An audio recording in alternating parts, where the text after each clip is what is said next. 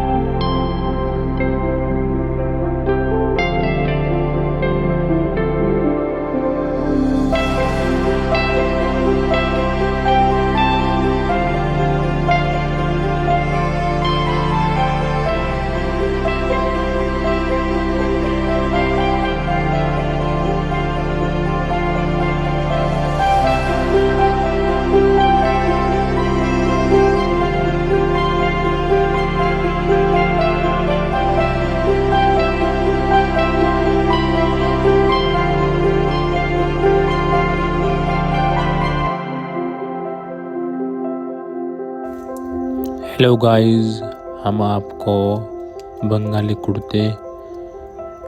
कुर्ते में हम आपको बच्चे लगाना सिखाते हैं बहुत आसान तरीके से। देखो, जब तक हम सिलाई लगा रहे हैं हमारे चैनल को सब्सक्राइब करना और लाइक ज़रूर करना।